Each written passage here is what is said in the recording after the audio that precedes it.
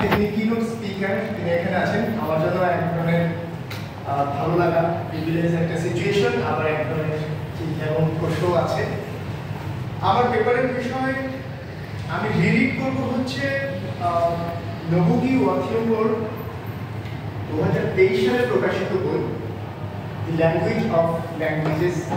এটা 9টা অধ্যায়, মানে 9টা চ্যাপ্টার আছে সিম্পলি ওখানে। আমি 9টা চ্যাপ্টারে কি আছে মানে অনেক, আসলে ওনার প্রত্যেকটা কথা নিয়ে অনেকক্ষণ কথা বলা যায়। আমি জাস্ট কি পয়েন্টগুলো আপনাদেরকে বলে, নবুগির চিন্তাটা ঠিক কিভাবে অধ্যাপক আসফার হোসেন আমাদের কাছে নিয়ে আসছেন।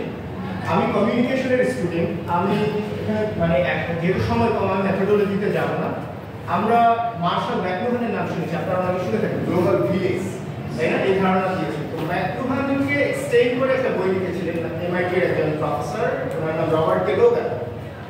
সো রবার্ট কে লোগান ম্যাকলুহানকে এক্সটেন্ড করেছেন, কিন্তু আমার আর্গুমেন্টটা হচ্ছে যে নবুগির এক্সটেনশন না, নবুগি নিজেই হচ্ছে আসফার হোসেন হিসেবে আমাদের সামনে আসছে। সেটা কিভাবে আমরা সেই দিকে একটু আপনাদের দৃষ্টিপাত করবো। এই সাধারণ বিষয়গুলো আমি অ্যাভয়েড করছি যেহেতু আমার সময় কম, এবং যেহেতু আপনারা ইতিমধ্যে নবুগিকে খুব ভালোভাবে জেনেছেন কিনোট স্পিকার সহ আমাদের মাধ্যমে। 9টা চ্যাপ্টার, এই নবুগির আপনারা ক্যারেক্টারিস্টিক্সটা খুব ভালোভাবে জানেন। তো অল্প কথায় খুব কাজের কথা বলে ওনার বই সর্বোচ্চ 100 কথা থেকে 150 কথা। এই বইটার ওনার সোজা কথা আমার যেটা মনে হয়েছে, ওনার পুরো নবুগিকে যদি আপনারা মানে প্যারাফ্রেজ বা রিফ্রেজ করে বা সিনোপসিস করে আনতে চান, তাহলে দি ল্যাঙ্গুয়েজ অফ ল্যাঙ্গুয়েজেস 2023 এই বইটা আপনাকে কাজে দেবে। প্রথম চ্যাপ্টারে উনি কি বলেছেন? সিম্পলি উনি বলেছেন আমরা যে ভাষায় কথা বলি, এই ভাষা নিরীহ বিষয় না, নিরীহ মানে এটা নিরীহ না, এটা দুইভাবে কাজ করতে পারে আমার আপনার উপর। প্রথম উনি যেটা বলেছেন সেটা হলো ইম্পেরিয়ালিস্ট ওয়ে। এটা হলো কি হায়ারার্কি বেসড, সবার উপরে একজন থাকবে, তার নিচে আরেকজন থাকবে।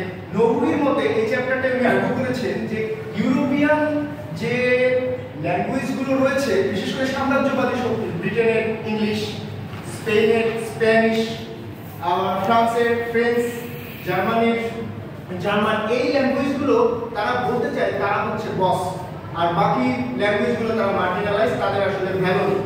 নবুগি আরম্ভ করছেন যে এটাকে চ্যালেঞ্জ করতে হবে। কোন ওয়েতে চ্যালেঞ্জ করতে হবে? That is democratic way, give and take.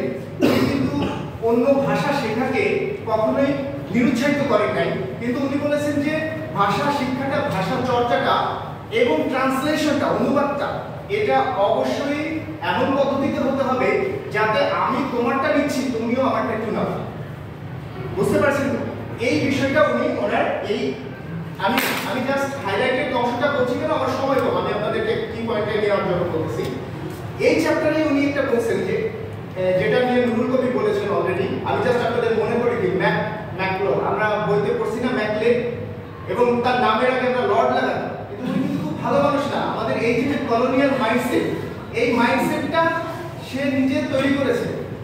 মানে একজন অত্যাচারী, তাকে আবার আমার বইতে আমি ক্লাস 5 থেকে যত ইতিহাস পড়ছি, লর্ড মেকলে এসে ব্রিটিশে শিক্ষানীতি দিয়েছে, কিন্তু আমরা কিন্তু বাটপার বা অন্ততপক্ষে সুশীল ভাষা, ভূমিদস্যু বা দখলদার কিছুই তাকে বলেনি।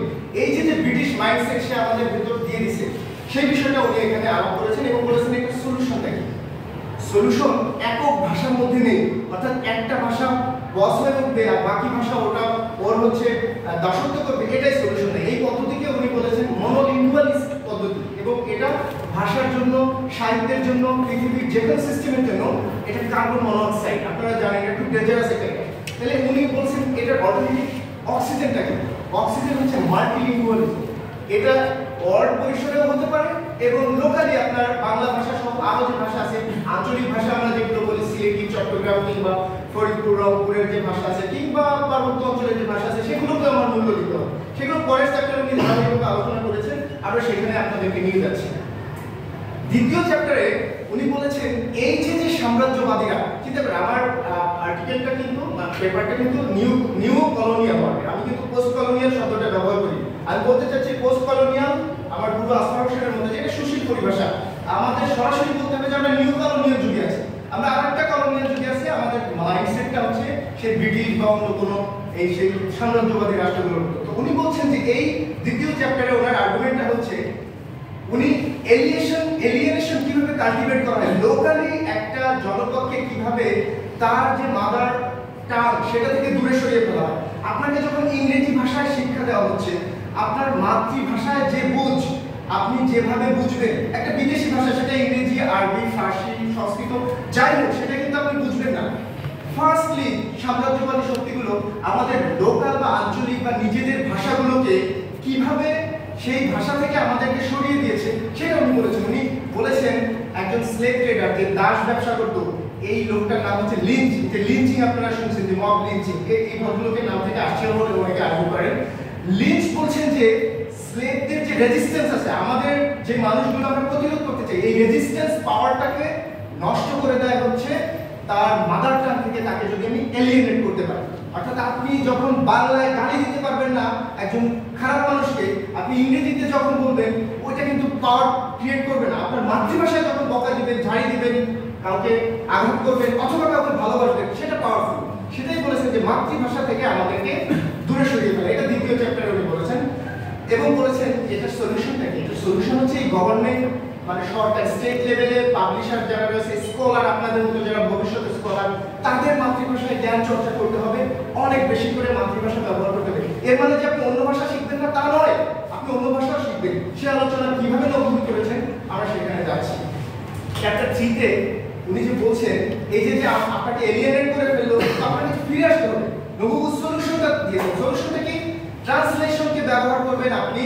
ট্রান্সলেশন উনি খুবই গুরুত্ব দিয়েছেন, কিন্তু কোন ট্রান্সলেশন? ট্রান্সলেশন কিন্তু ইকুয়াল হতে পারে, আনইকুয়াল হতে পারে। অর্থাৎ শুধু আপনি ইংরেজি থেকে, স্প্যানিশ থেকে আপনি শুধু বাংলা করতেছেন, কিন্তু একটাও বাংলা থেকে ইংরেজি হচ্ছে না, এটা কিন্তু আনইকুয়াল ট্রান্সলেশন। উনি বলছেন ইকুয়াল হতে পারে ট্রান্সলেশনটা, এবং গোটা পৃথিবীতে যে ইংরেজিকে সেন্টার করে গোটা পৃথিবীর অন্যান্য ভাষাকে পেরিফেরি করছে, এইটা হবে না। উনি বলছেন যে যে কোনো কিছু যে কোনো সময় সেন্টার হয়ে যেতে পারবে, যেটা কিনোট স্পিকার এটা কিন্তু বলেছেন, আপনারা বলছেন কিনা। মানে কোনো একটা পার্টিকুলার জায়গা, নিউ ইয়র্ক, প্যারিস, লন্ডন, সেটা হচ্ছে আপনার কাইন্ড অফ গোটা পৃথিবীর কেন্দ্র, আর সবাই ওইটা ঘুরবে তা না। নবুদ্ধি বলছেন না, প্রত্যেক জায়গা, পৃথিবীর যে কোনো জায়গা, যে কোনো ভাষা সেন্টার হয়ে উঠতে পারে। এটা হতে হবে, এটা না হলে আমাদের কিন্তু মুক্তি নাই। এবং এই মুক্তির পথে উনি এই ল্যাঙ্গুয়েজকে বলেছেন অন্যান্য ভাষার ভাষা। মানে ল্যাঙ্গুয়েজ যদি ইকুয়ালি আপনি ট্রান্সলেশনটা করতে পারেন তাহলে এটা কার্যকর হবে। উনি যেটা বললেন অক্সিজেন হবে। এবং বলছেন যে আপনার নিজের ভাষায় ফিরে আসতে হবে, নিজের সাহিত্যে ফিরে আসতে হবে, নিজের সংস্কৃতিতে ফিরে আসবে। এখানে আমি অধ্যাপক আসমার হোসেনকে উদাহরণ দিব। লাস্টের দিকে দেখবেন যে নবুদ্ধি যে বলছে যে আমার নিজের অরিজিনালিটি ভুলে যে আমি অন্য ভাষায় নিজেকে চর্চা করছি, এটা ফিরিয়ে আনতে হবে, রিস্টোরেশন বলছেন। আমার নিজের ভাষায়, নিজের সাহিত্য, নিজের সংস্কৃতিতে আমি যখন জ্ঞান চর্চা করব, নলেজ চর্চা করব, তখন কিন্তু আমি শক্তিশালী হয়ে উঠব। উনি বলেছেন rescuing the original mental text from exile. মানে আমাদের যে অরিজিনাল মেন্টাল টেক্সট আছে, বিদেশি ভাষা চর্চা করতে করতে আমার সেটা এক্সাইল, সেটা নির্বাসন, ওইটাকে ফিরে আনতে হবে। আমি টেক্সট বুক এক্সাম্পল হিসেবে প্রফেসর আসমার হোসেনকে বলি, তিনি ইংরেজদের ইংরেজি শিখিয়ে বাংলাদেশে ফিরে আসছেন কিন্তু তার অরিজিনালিটি। পরে আমি কিন্তু নবুদ্ধের এক্সটেনশন হিসেবে আসমার হোসেনকে এর জন্য নিয়ে আসছি যে উনি ফার্স্ট কিন্তু বিদেশি ভাষায় চর্চা করতেন, বই চর্চা করছেন বাংলা। আচ্ছা, তারপরে চ্যাপ্টার 4 এ আসছে গ্লোবাল একটি ভিউ নিয়ে। আমি বলেছি যে এই বইটা মূলত নবুদ্দির পুরো জীবনের আসলে একেবারে সিনপসিস। এখানে উনি বলছেন উনি ৭৭ সাল থেকে কিন্তু গিগুও ভাষায়, নিজের মাতৃভাষায় লেখা শুরু করছেন। ওইটা পরে ইংরেজিতে ট্রান্সলেশন হয়েছে, সেগুলো ইংরেজি থেকে ৯০ বা ১০০টা ভাষায় চলে গেছে, কিন্তু মাদার ল্যাঙ্গুয়েজ, মাতৃভাষায় উনি চর্চা করেছেন। এবং এই গ্লোবাল একটি ভিউটা উনি জানাইছেন ৪ নম্বর চ্যাপ্টারে। ওটা ইতিমধ্যে আপনারা জানেন, আমি জাস্ট সিম্পলি বলি। গ্লোবাল একটি ভিউটা হচ্ছে আপনার গ্লোবাল পয়েন্ট, সেন্টার কখনো এক জায়গায় থাকবে না, এটা যে কোনো সময় যে কোনো ভাষাকে কেন্দ্র করে হয়ে যেতে পারে। এবং উনি খুবই গুরুত্বপূর্ণ বলেছেন এই গ্লোবাল এথিক্স ধারণাটা মূলত ওনার global ethics theory and politics of knowing নামের বইটা থেকে আসছে, 2012 সালে প্রকাশিত। এই বইয়ে উনি বলেছেন, মনে রাখবেন, রাইটিং, লিখিত, আমাদের মধ্যে যারা লিখিত লিখতে পারে তাদেরকে আমরা কি একটু গুরুত্ব দেই, ভালো লিখতে পারে। উনি এটাকে কিন্তু কলোনিয়াল দৃষ্টিভঙ্গিতে দেখেছেন যে এই রাইটিং, লেখার মাধ্যমে মাস্টারি করতে আসে, প্রভুত্ব করতে আসে। ওরাল ট্র্যাডিশন, ওরাল যে সংস্কৃতি আছে, আপনার দাদি নানি যে গীত গাইতো, আপনার বাড়ির পাশের মানুষটা যে সঙ্গীতটা গাইতো, সেটার কোনো মূল্য নাই লিখিত বাবুদের কারণে। মানে লিখতে ভালো পারে একজন বয়াতি, তিনি লিখতে পারেন না কিন্তু তিনি খুব ভালো গাইতে পারেন, তিনি খুব ভালো কবিতা পারেন। এই লিখিত কালচার যেটা মাস্টার হয়ে গেছে গোটা পৃথিবী, সেখানে ওরাল এই লিটারেচারের অবস্থান কোথায়? কারণ ওরা এটাকে কোনো সংরক্ষণ করতেছে না, ওরা তো মূল্যই দেয় না। উনি বলছেন যে এই ধারণা থেকে আমাদের বেরোতে হবে। ওরালকে উনি বলেছেন, মৌখিক সাহিত্যকে বলেছেন ন্যাচারাল অ্যান্ড অথেন্টিক, ইয়েট এটা ইনফেরিয়র। কেন এটা ইনফেরিয়র হবে? এটা তো সুপিরিয়র হবে, এটা ন্যাচারাল এবং অথেন্টিক। লিখে তো অনেক কিছু লিখেও আমি কিন্তু আসল জিনিস বোঝাতে পারি না, বললে তো ইজিলি আমি বোঝাতে পারি, তাই না? সেটা উনি বলেছেন। এবং উনি বলছেন ইন্টারনেট এসে একটা গেম চেঞ্জার ভূমিকা পালন করতেছে, যেটাকে উনি বলছেন খুব সুন্দরভাবে, অনেক সুন্দর নতুন শব্দ আপনারা জানেন, সাইবরালিটি। মানে ওরাল লিটারেচারকে উনি বলছেন সাইবরালিটি। এরপরে উনি বলছেন সাইবরেচার, লিটারেচারকে সাইবরেচার বলছেন। মানে ইন্টারনেটে সে যে রাইটিং মাস্টার প্রভুদেরকে চ্যালেঞ্জ করেছে। কারণ যার হাতে ধরেন ওই যে আপনার নেত্রকোনা ওই ছেলেটার নাম আই অ্যাম রিপন ভিডিও, সে তো লিখতে জানে না কিন্তু সে ভিডিও করে কথা বলতে জানে। সে তার মানে ইন্টারনেটে সে আবার কিন্তু এই যে ভয়েসলেস ওরাটরদের ভয়েস দিয়েছে, এটা উনি কিন্তু সেই উল্লেখ করেছেন যে ইন্টারনেটে সে কিন্তু গেম চেঞ্জার একটা ভূমিকা পালন করতে। যদিও ওনার ক্রিটিক্যাল জায়গা নেই যে ইন্টারনেট কিন্তু কন্ট্রোল করে ফেলতে হয়, টেক জায়ান্ট কিন্তু ইন্টারনেটের মাধ্যমে আপনার আমার মুখের ভাষা কেড়ে নিতে পারে। যদিও খুব কঠিন এটা, কিন্তু এই ক্রিটিকটা উনি আনেন নাই, বাট উনি বলছেন ইন্টারনেট একটা গেম চেঞ্জার ভূমিকা পালন করতে পারে রাইটিং মাস্টারদের চ্যালেঞ্জ করার জন্য। 5 নম্বরে উনি সিম্পলি বলেছেন যে এই যে ল্যাঙ্গুয়েজ একটা মানে ট্রান্সলেশনটা ব্রিজ হতে পারে। এটা নিয়ে আমি কেমন আলোচনা করবো না, এখান থেকে শুধু বলবো কয়েকটা টার্ম আপনারা মনে রাখবেন। নবুতি শিখিয়েছেন লিঙ্গুইস্টিক ডারউইনিজম হতে পারে। ডারউইনিজমের নাম শুনেছেন আপনারা? Survival of the fittest. খুবই বাজে নিয়ম, মানে যার অনেক শক্তি আছে সে চাইলে খুশি মেরে আরেকজনের মেরে সে ওটা দখল করতে পারে। ভাষার ক্ষেত্রেও linguistic Darwinism, linguistic feudalism, aesthetic feudalism, এই শব্দগুলো নিয়ে এনেছেন যে ভাষায়ও তালুকদারি, জমিদারি, মাতব্বরি চালু আছে। ইংরেজি ভাষা অন্য কাউকে দাম দিতে চায় না, ফরাসিরা দাম দিতে চায় না, যাতে উঠতে হলে ওই ভাষায় আমার যেতে হয়। প্রফেসর আসমার হোসেন খুব সুন্দরভাবে বলেন আমাদের যে ভাষা মানুষের, ওই ভাষায় আমরা কথা বলি না, আমাদের এক ধরনের ঘরে রাখে এই সমস্ত ভাষায় সাহিত্য যারা করেন। আসমার হোসেন এটার নাম দিয়েছেন অ্যাস্থেটিক ইলিউশন, নন্দনতাত্ত্বিক ঘোর। এই ঘোর মধ্যে কাটিয়ে উঠতে হবে, এই বিষয়ে উনি বলছেন।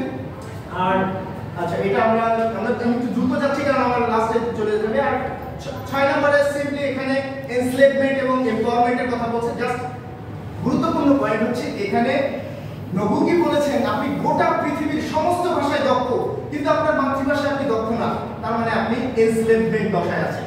আবার আপনি আপনার মাতৃভাষায় দক্ষ সঙ্গে অন্য একটা দুইটা ভাষায় দক্ষ, দেন ইউ আর এম্পাওয়ার্ড।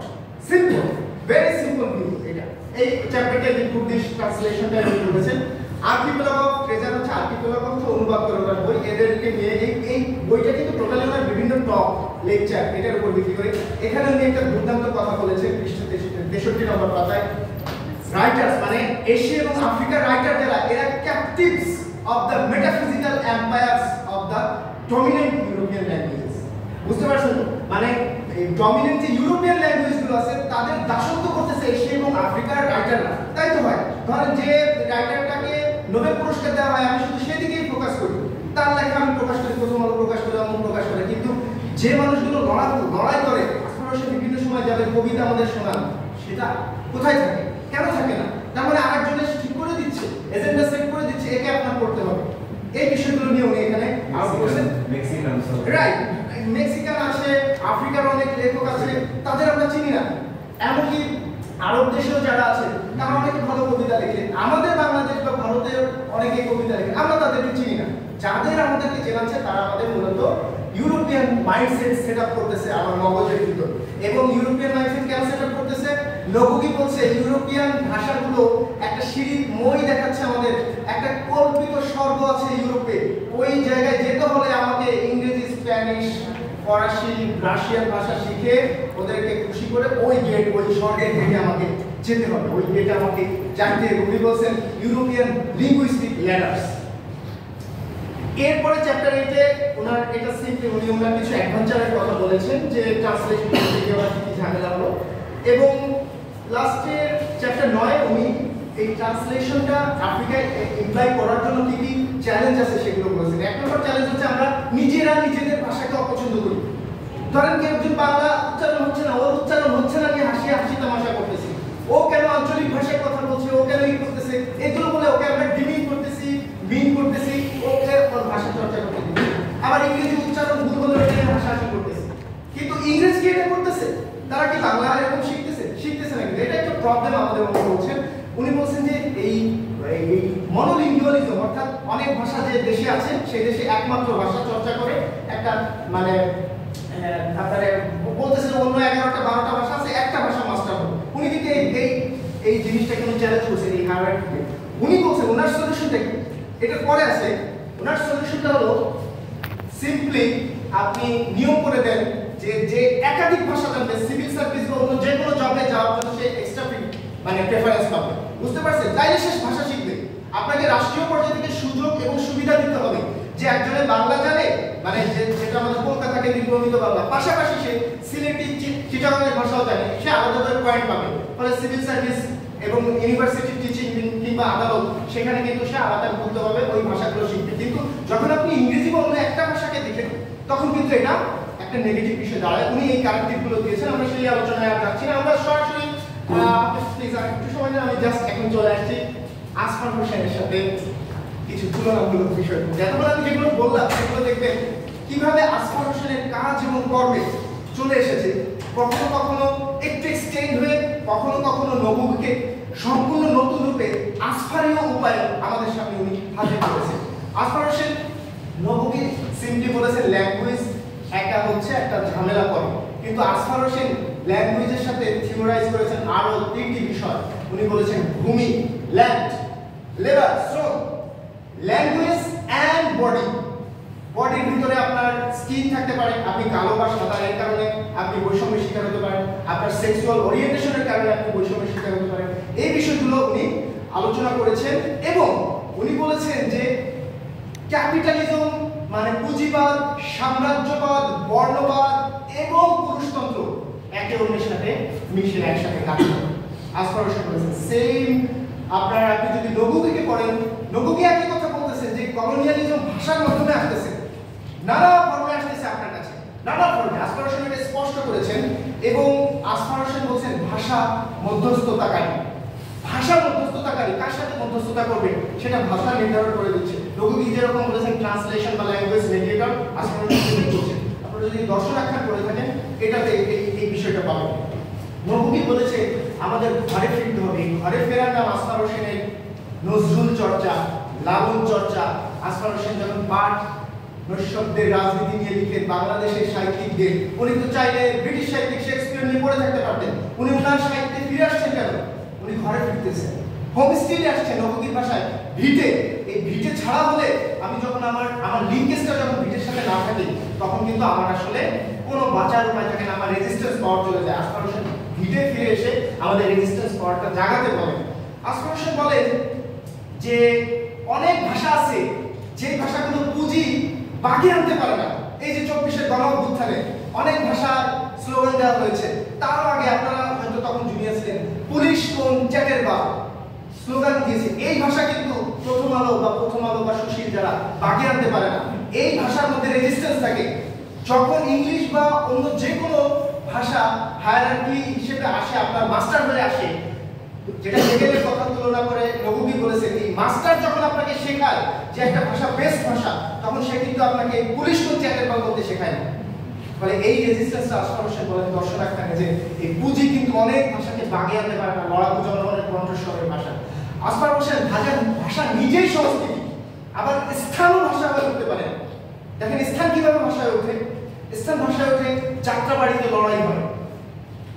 আপনার যখন পাবলিক বিশ্ববিদ্যালয় একটা স্থান, এই স্থানগুলো ঝিমিয়ে পড়ে, তখন প্রাইভেট বিশ্ববিদ্যালয়গুলো স্থান, এই স্থানগুলো জেগে ওঠে, ভাষা দিয়ে জেগে ওঠে।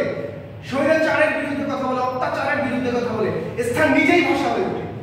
তাই না? আসফার হোসেন এটাই বলছেন আমাদের দর্শন আখ্যানে। বাংলা ভাষায় যেই কথাটা নবুকি বলতে পারেনি সেই কথাটা আসফার হোসেন আমাদেরকে জানান। আসফার আমাদেরকে জানান উপনিবেশবাদ শুধু ভূমিতেই নয়, তা মগজেও কাজ করে। মগজে কাজ করে না? আসফার হোসেন স্পষ্ট করেছেন কালো মানুষ সাদা হতে চায়, সাবান ব্যবহার করে। উনি দর্শন আখ্যানে লিখছেন সাবান ইউরোপ আমেরিকার মানুষ ব্যবহার করে না। এইভাবে আমাদেরকে সাবানই সভ্যতা, সাবান কেন সভ্যতা হবে? সৌন্দর্যের কেন একক মাপকাঠি হবে যে এই গঠনের এই কালারের হলেই সৌন্দর্য? পৃথিবীর প্রত্যেকটা সৃষ্টি সুন্দর আস্পারসন বলেন। সৌন্দর্যকে কেন সেন্ট্রালাইজ করতে চায়? নবুকি যেভাবে বলেন ডিসেন্ট্রালাইজ করে দিতে হবে, কোনো কেন্দ্র থাকবে না। আস্পারসন সেটা বলেন যে এই সৌন্দর্য এক জায়গায় কোনোভাবে মানদণ্ডে স্থির করা যাবে না। আবার সাদা ভাষা শিখে তার মতো কথা না বলতে পারলে আমরা ওই হীনমন্যতায় বলবো উচ্চারণটা হচ্ছে না, কিন্তু আপনি আপনার মতো বলবেন, ওর উচ্চারণ নিয়ে আপনি কেন চিন্তা করেন? কারণ আস্পারসন বলছে যে আমাদের নবুকি বলেছেন ইংলিশ ডিপার্টমেন্ট, বা আমি বলবো নবুকি ইংলিশ ডিপার্টমেন্টের মিনি কলোনি বলেছে, এটা সত্য নয়। পরিপূর্ণ সত্য হচ্ছে আমাদের দেশের প্রত্যেকটা বিশ্ববিদ্যালয় মিনি কলোনি। কিভাবে? শুধু ইংলিশের উপর দায় দিতে হবে না, প্রত্যেকটা বিশ্ববিদ্যালয় প্রত্যেকটা বিভাগ সেখানে যে পড়ানো হয় সেই পড়ানোটা স্লাইডে ইংরেজিতে থাকে, টিচার বলে বাংলায়, আবার স্টুডেন্টরা লিখতে হচ্ছে ইংরেজিতে।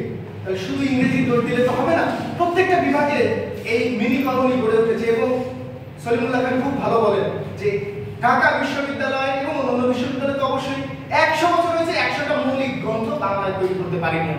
ব্যর্থতা আমাদের আস্পারসন পেরেছেন, দর্শন আখ্যান আমাদেরকে সামনে এনে দিয়েছেন এবং সামনে আরো বই আসবে। এই মৌলিক বইগুলো আমাদের সামনে কিন্তু এতদিন হাজির হয় না। আমাদের টিচাররা কলোনিয়াল মাইন্ডসেট আমাদের ভিতর সেট করতে পেরেছে। আমি শেষ করব আস্পারসনের একটা উক্তি দিয়ে।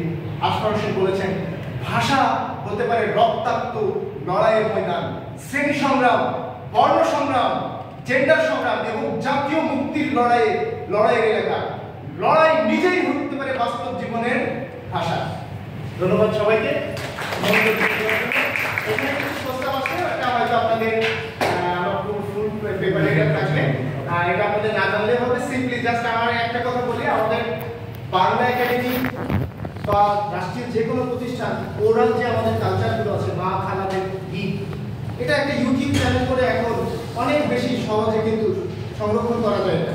এটা করা উচিত। এটা একটা ডাটাবেজের কথা আমি বললাম, রাষ্ট্রভাষায় সেটা বাংলা সহ অন্যান্য যে ভাষাগুলো আছে সেগুলো যেভাবে নবুকি জালাদা